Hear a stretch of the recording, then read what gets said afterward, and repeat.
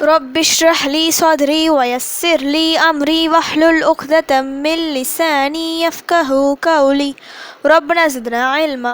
அஸ்ஸலாமு அலைக்கும் வரஹ்மத்துல்லாஹி வபரகாத்துஹு.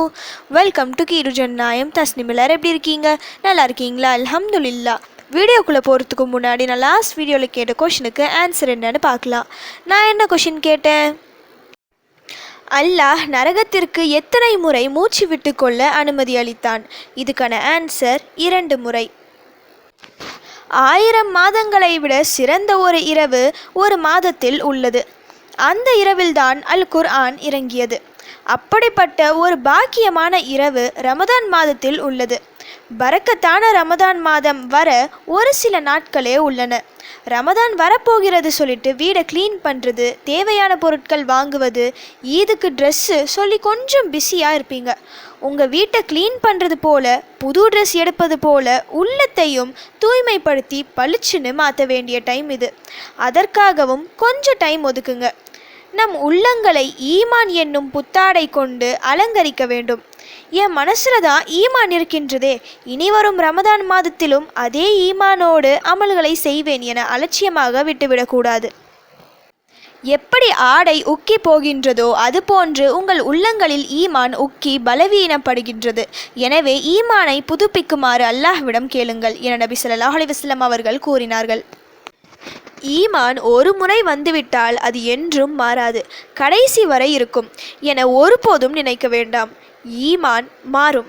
சில நேரம் அது இருக்கும், சில நேரம் அது பலப்படும், சில நேரம் அது பலகீனமாக இருக்கும், சில நேரம் அதுவே இல்லாமலும் போகும். ஏனென்றால் உள்ளங்கள் புரளக்கூடியது. எந்த நேரம் எந்த பக்கம் சாயும் என சொல்ல முடியாது. ஷைத்தான் அதை சாத்தியப்படுத்துவான். ஈமான் எப்போதும் ஒரே மாதிரி இருந்தார். ரமதான் மாதத்தில் ஈமானோடு நோன்பு நோற்று, தஹஜ்ஜுத் தொழுது, ஃபஜர் குறித்த நேரத்தில் தொழுது, அதிகமாக குர்ஆன் ஓதியவர்கள் மற்ற மாதங்களில் ஏன் அதை செய்யவில்லை? ஃபஜர் தொழுகை தவிர காரணம் என்ன?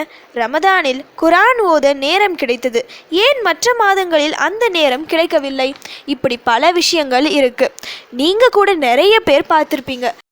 ரமதான் மாதத்தில் நிறைய அமல்களை செய்து இவரை போல நல்லவர் சாலிஹானவர் வேறு யாரும் இல்லை என சொல்லும் அளவு இபாதத்தாக இருந்திருப்பாங்க.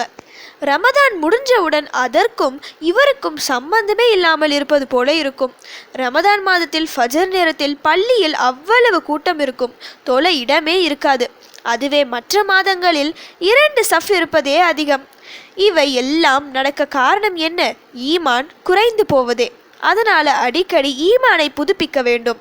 இப்போ பாஸ்போர்ட், ஏடிஎம் கார்டு இதையெல்லாம் ஒரு குறிப்பிட்ட காலத்திற்கு பின் ரெனியூவல் எப்படி செய்வோமோ அதை போல நமது ஈமானையும் புதுப்பிக்க வேண்டும். ஈமானை எப்படி புதுப்பிக்க வேண்டும் என கேட்டால் அதற்கும் நபி ஸல்லல்லாஹு அலைஹி வஸல்லம் அவர்கள் ஒரு துஆவை கற்றுத்தந்துள்ளார்கள்.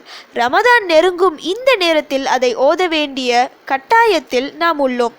அந்த துஆ என்னன்னு இப்போ பார்க்கலாம்.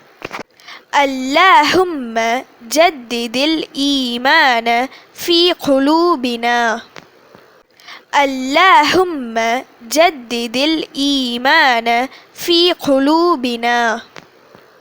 இதோட மீனிங் என்னன்னா, இறைவா எமது உள்ளங்களில் ஈமானை புதுப்பிப்பாயாக.